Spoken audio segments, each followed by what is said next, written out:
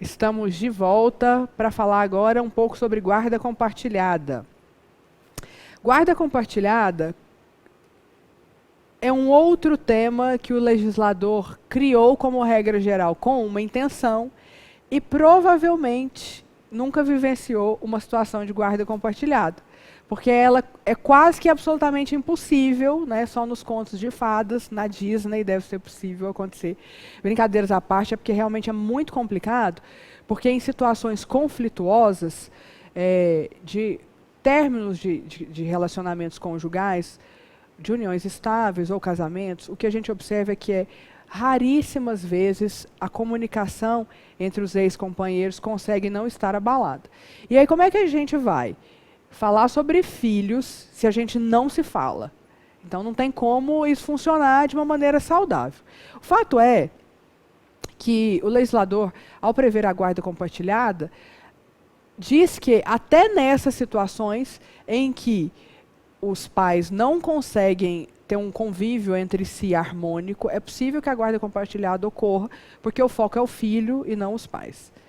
Quando a gente vivencia isso na prática forense, o que a gente observa é quando os advogados nos pedem a guarda compartilhada e insistem, o que eles na verdade querem não é uma guarda compartilhada, é pensar que se eu também tenho a guarda, e se ele também tem, ou se ela também tem, ninguém paga pensão. Quando tiver com tá ok, tá arcando com tudo ali, aí vai para a casa do outro, ela que se resolva lá, e então ninguém paga pensão para ninguém. Não é assim que funciona. Por que não é assim que funciona? Ainda que a gente fixe uma guarda compartilhada no nosso dia a dia, o que a gente percebe é que a criança, ela precisa ter um lar para chamar de seu, né? Ela tem que saber onde é que é a casa dela. Não tem como ela dizer, não, segunda, quarta e sexta eu moro com a minha mãe, terça e quinta com meu pai, no sábado é com a minha avó, mãe da minha mãe, mas no domingo é a avó, a mãe do meu pai que me pega. E às vezes é a vizinha, às vezes me esquece na escola e por aí vai, né? Que é o que ninguém busca, ninguém leva e tal. Então, o que a gente pode dizer de guarda compartilhada é assim. Ela existe na prática, ela é muito fixada hoje? Não, ela não é a regra. Tanto ela não é a regra que, embora a gente possa imaginar que, como um juiz não vai obedecer o que está estritamente determinado na lei. É essa particularidade também da vara de família. É como se fosse um juizado no sentido de que há um abrandamento do rigor formal, porque na prática, quando a gente coloca o que acabou de estar escrito num código, numa legislação específica no dia a dia das pessoas, você vai ver que não funciona, e aquilo ali, aquela letra fria, não teve nenhum valor. Então, quando há a fixação de guarda compartilhada, ainda que ela não seja a regra, o que acontece é que ela não é tão compartilhada assim, porque precisa de alguém para delimitar alguns parâmetros. Então, vamos voltar num exemplo de uma audiência, acontece às vezes assim, então vamos fixar a guarda compartilhada, porque nós estamos vendo que vocês conseguem se comunicar. Então, se a guarda é compartilhada, eu, juíza, vou me abster de qualquer comentário a respeito disso, uma vez que vocês, que a compartilham, é que vão então decidir. Não, doutora, não tem jeito. Eu pego que dia, eu pego que horas. Então, ela é compartilhada, mas que dia que ele vai para a minha casa? Que dia que ele fica com a mãe? Então, você percebe que nem o básico de uma guarda, da companhia desse filho, esses pais conseguem delimitar, eles preferem delegar, que um terceiro diga a eles como fazer. E isso não é, de toda sorte, uma guarda compartilhada quando um terceiro tem que fixar.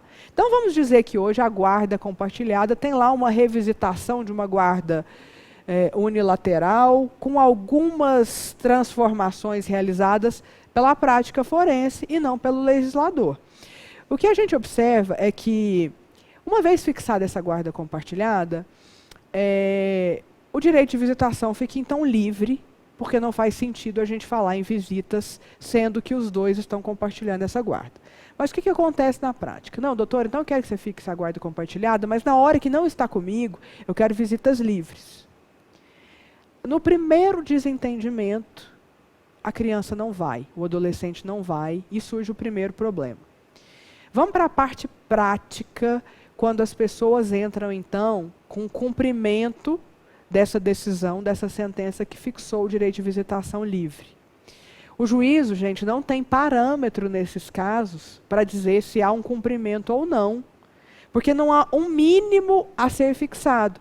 Como é que eu, julgadora, ao decidir, vou dizer, não, realmente o direito de visitação não foi cumprido porque atrasou meia hora, um exemplo, né? A mãe não chegou no local indicado. Então, ela é inexequível no cumprimento.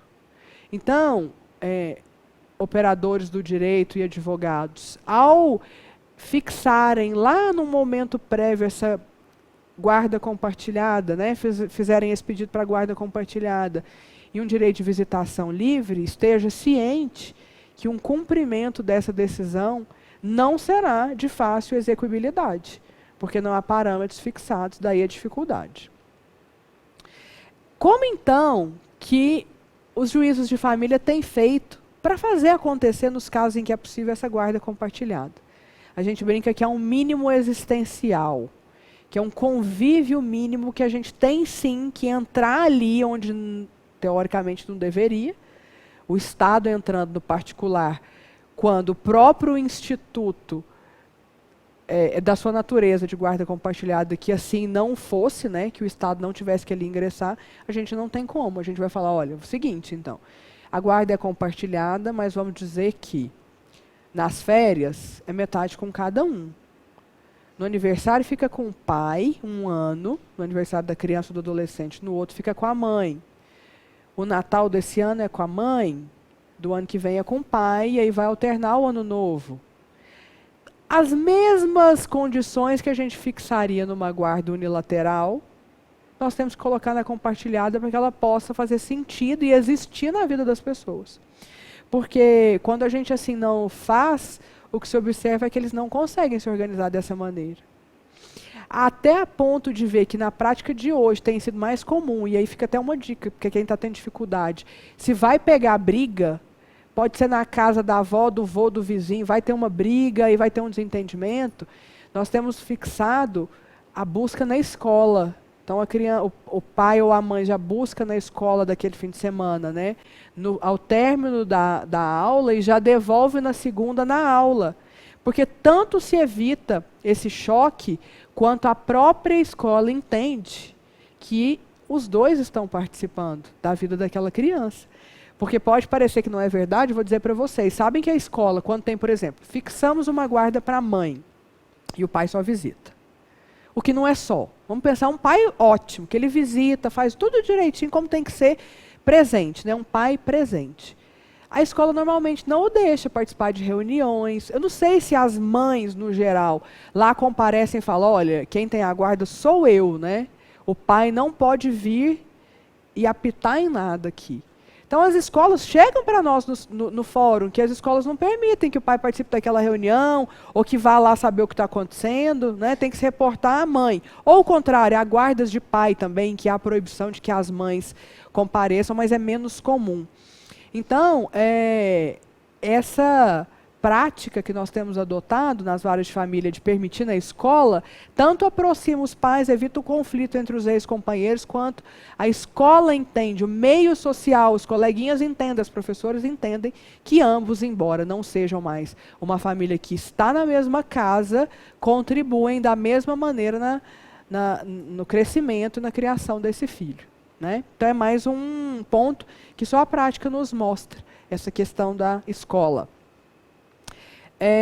No caso de ausência de consenso entre os pais, que é o que eu disse, que a previsão legal é no 1584, parágrafo 2º do Código Civil, que diz que não tem problema não, se eles não se entenderem, pode o juiz sim fixar a guarda compartilhada e eles vão conseguir se resolver, e é o que eu digo para vocês como juíza de família, que isso não funciona na prática de maneira nenhuma. É um dos processos que mais vai chegar primeiro, até do que os outros, em que havia realmente um litígio colocado, são esses em que aparentemente não existe, né, nenhuma demanda e que quando não funcionar no primeiro momento, vai voltar ao juízo para uma decisão. E o que a gente também observa é que, embora seja lei, o próprio STJ, na 4ª turma, e também a 5ª Câmara Civil do Tribunal de Justiça de Goiás, já tem decidido, então já é jurisprudência, que não se precisa obrigatoriamente fixar a guarda compartilhada, ainda que ela esteja legalmente prevista, em razão de todos esses pormenores e de tantos outros que acontecem aí nas famílias que a gente tem visto. Então, se a gente for responder a uma questão, né, de concurso ou de prova, qual é a regra geral hoje? De fato, é a guarda compartilhada. Prevista em lei que deve acontecer se qualquer pessoa perguntar se um juiz aplica ou não, sim, ele aplica. Mas a prática forense, que é o que nós estamos conversando hoje, que fique claro, né, nós estamos trazendo para a nossa realidade, não é o que funciona nas áreas de família.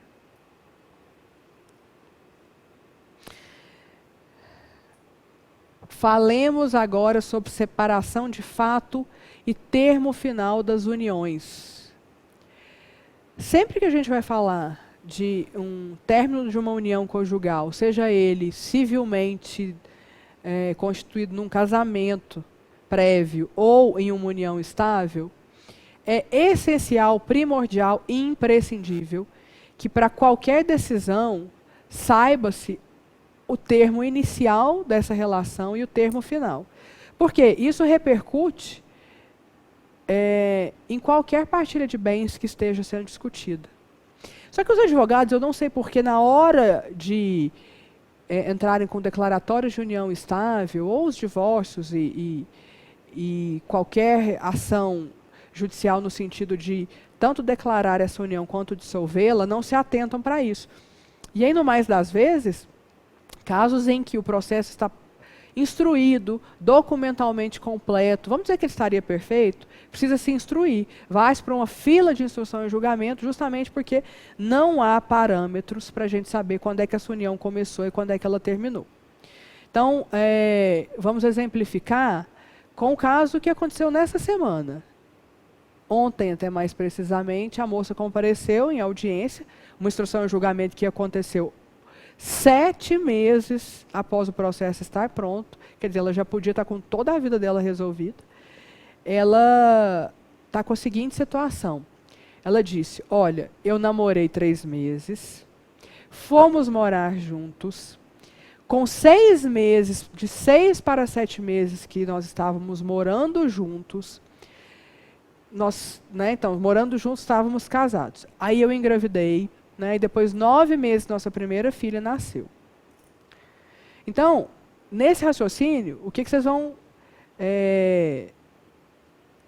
chegar à conclusão comigo dessa história dela? Ela tem, então, 3 meses de namoro, um início de união estável. Nós estamos considerando que a versão dela é a verdadeira, certo? Se ela foi morar com ele, constituindo família, os vizinhos e todo mundo, assim, os conhecia como casal, sem filhos ainda, né? Mas foram morar juntos numa casa que o pai dela cedeu. Moraram juntos, então estaria aí uma união estável configurada, certo? E aí tiveram um filho. Aí a primeira filha, ela disse que se separaram, depois de acho que 5 anos veio o segundo filho, ela fala, e voltamos novamente, ficamos em união estável. Bom, essa é a versão dela. Sabe o que o advogado dela pôs na petição?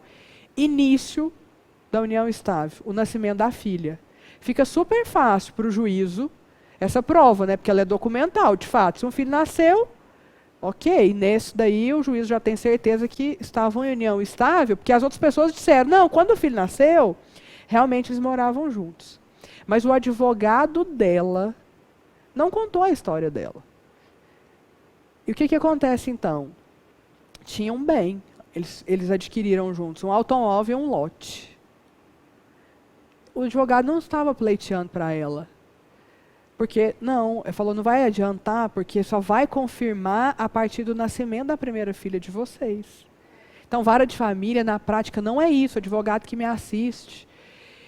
Você não só precisa alegar, mas logo na petição inicial, pense em já, de alguma maneira, comprovar, documentalmente que seja, de alguma maneira, o início dessa união. E da mesma maneira, nesse mesmo exemplo, é o fim dessa união. Porque ela mesma diz, terminamos e aí nem voltamos a morar juntos. Um flashback, fiquei grávida do meu segundo filho, mas nunca mais nos vimos. Olha só, se eu também olho a certidão de nascimento, eu vou dizer, não, quando esse filho nasceu era união estável. Porque o advogado dela também disse que era. E não era. Então, a situação vivenciada é a válida na vara de família, É a vida real de cada um que vale ali. Daí a importância dos advogados se atentarem para essa data de início e data de fim, porque repercute não só naquele momento, não só patrimonialmente, como em todas as outras situações. Por exemplo, se ele me fala só na petição inicial e não há uma instrução, e o juízo não houve, não há uma conciliação e nem nada, eu vou por essa petição inicial. E esse pai pede a guarda, suponhamos. Como ela tinha um transtorno, e o advogado dela conta para a gente que ele estava com ela com os 2 filhos, o juízo poderia muito bem dizer, não, a guarda hoje, ou compartilhada, que é melhor, ou só para o pai, até essa mãe se tratar. Só que quando a gente vai ouvir, ela fala assim, eu tive um flashback com o pai dos meus filhos, mas eu nunca mais o vi. Então, você vai com uma guarda para um pai que está onde? Se aquele endereço, você nem vai localizá-lo. De fato, não localiza, porque quando ele é chamado para essa audiência, ele não mora no local mais. Então, o direito de família ele não está no papel. Ele está na vida real e na história de cada um. Daí essa sensibilidade que eu disse, não ser romantismo, mas ser a necessidade escutativa, de você prestar atenção na história do outro. Então, advogados e operadores do direito, nas separações de fato, de uniões estáveis, especialmente em que nem há documento nenhum, nem civil e nem não civil, são só as histórias, vamos ficar atentos ao artigo 1723, parágrafo 1º do Código Civil, na sua previsão, tanto em casamento como união estável, de que é sim importante que nós tenhamos um marco de data inicial e de data final comprovados, da maneira que as partes entenderem melhor. É possível. Há casos em que não há nenhum documento, por exemplo, no caso de não tem filho, não tem bens, só as pessoas que sabem, da história e que realmente conviveram. Agora, o importante em relação a testemunhas é a gente observar o seguinte também. Arrolam-se o número máximo de testemunhas para comprovar uma união estável por testemunha. Não se preocupa em nenhuma que saiba dizer quando é que ela começou e quando é que ela terminou. Porque não basta dizer que viveu em união estável. São essas mesmas repercussões que nós estamos comentando agora, que são não só patrimoniais, quanto até relacionados aos próprios filhos que estão em jogo ali naquela situação. Certo?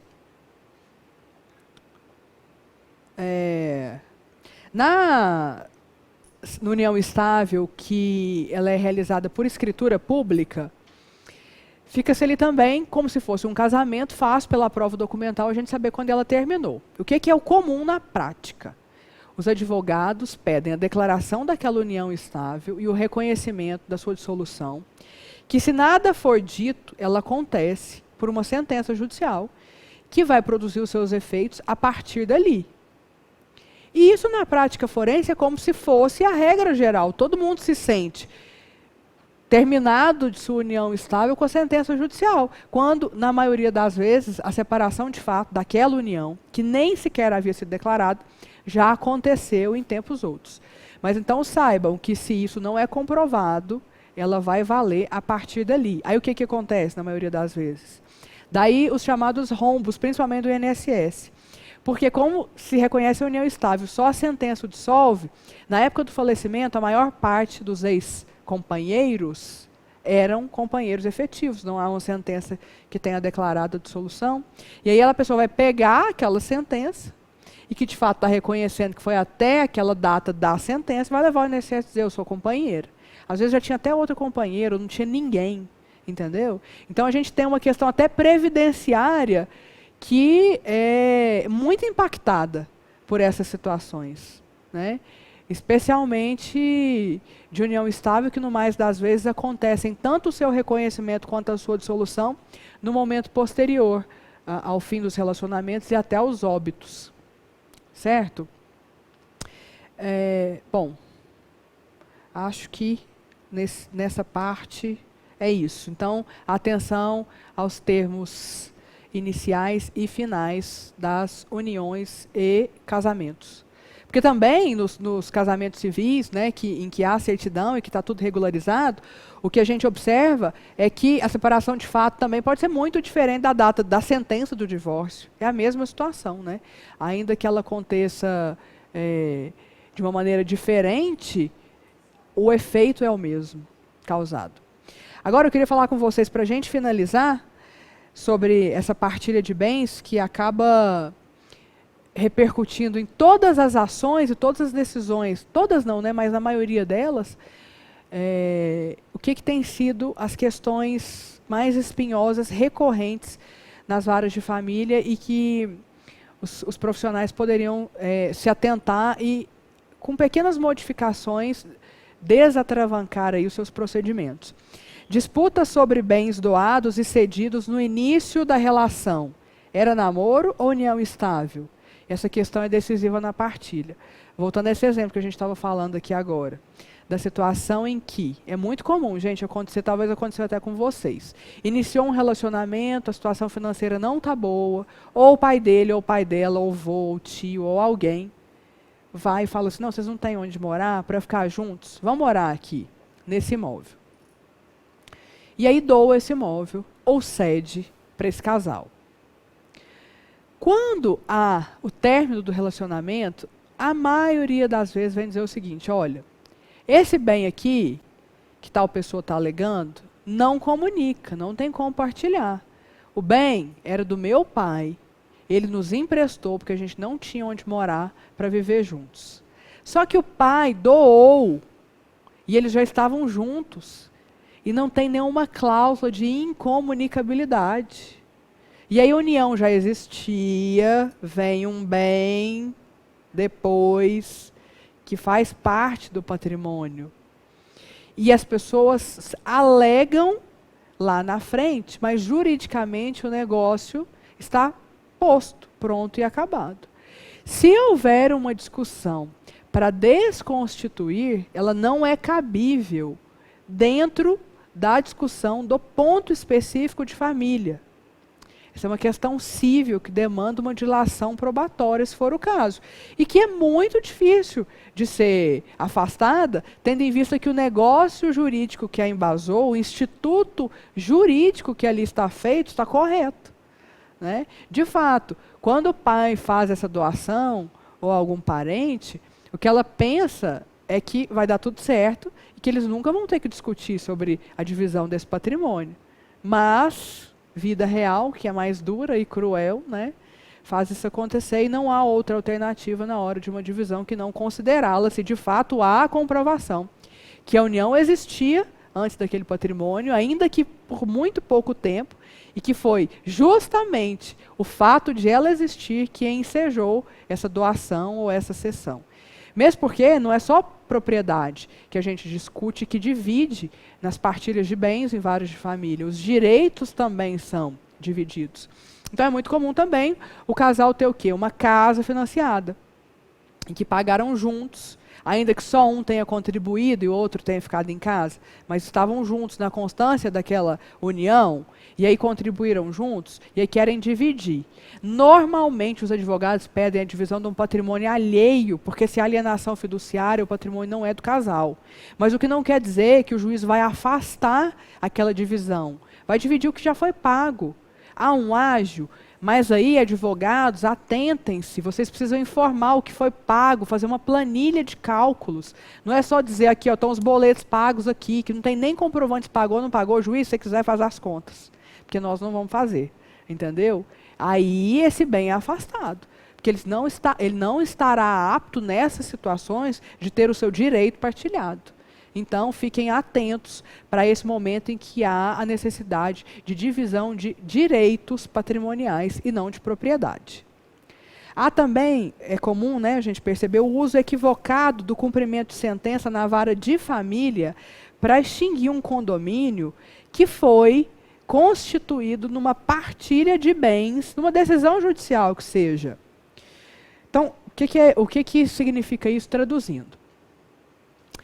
Há aí uma impossibilidade, como é essa dita agora, de dividir um patrimônio, ou porque não há propriedade, ou porque ele está gravado de algum ônus, mas você considera ali que aquele patrimônio ou aquele direito realmente pertence àquele casal e esse juízo entrega a prestação jurisdicional.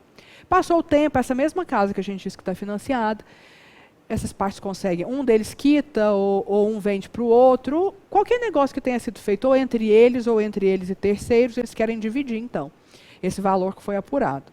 O que acontece? Eles voltam à vara de família e pedem o cumprimento dessa sentença para extinguir o condomínio. Só que nestes casos, operadores do direito, a questão é civil.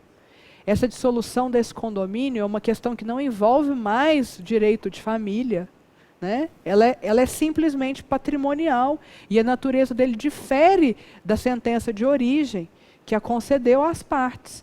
Então, aí você vai pedir então, essa extinção de condomínio diretamente na vara civil, mesmo que a sua sentença tenha ocorrido na vara de família, que lhe deu o direito de ter esse condomínio com seu ex-cônjuge ou companheiro, certo? Terminei os pontos, nós ainda temos 5 minutos. Mas antes que vocês tenham perguntas, eu quero agradecer muito a vocês e dizer que essa colaboração foi muito pequena, perto do universo gigante que é o direito de família, e que quero convidar a todos para fazer parte dessa pós-graduação de direito de família que a Rede Júris vem aí com tudo, trazendo grandes nomes do direito de família, não só na prática, como vai ser o meu módulo, trazendo muito mais questões e jurisprudências e julgados, o que tem sido o direito de família pelos tribunais do Brasil, não só em Goiás, né? Mas quero dizer para vocês que são dessa área, aproveitem esse curso que vem por aí, um dos melhores que eu já vi de conteúdo programático de profissionais. E que, se vocês tiverem qualquer dúvida, estão aí meus contatos, tem o e-mail, directs no Instagram, do jeito que vocês acharem melhor, e a gente vai conversar. Mas enxerguem e vivenciem o direito de família, já que vocês estão aqui ou nos assistindo, é porque tem sim alguma ligação. Enxerguem e vivenciem e coloquem na prática o direito de família com toda a importância e com todo o esmero que essa parte tão especial do direito nos exige e nos pede, né? Cada um com a sua história tem que ser ouvido, tem que ser respeitado e tem que ter o seu direito atendido. Na vara de família, o importante é que você saia de lá tendo a certeza que, se não conseguiu levar para casa tudo que buscou, a maior parte do que foi possível foi levado. Porque ali você foi bem recebido e as pessoas entenderam qual era o seu verdadeiro interesse. Tá bom? Muito obrigada, gente.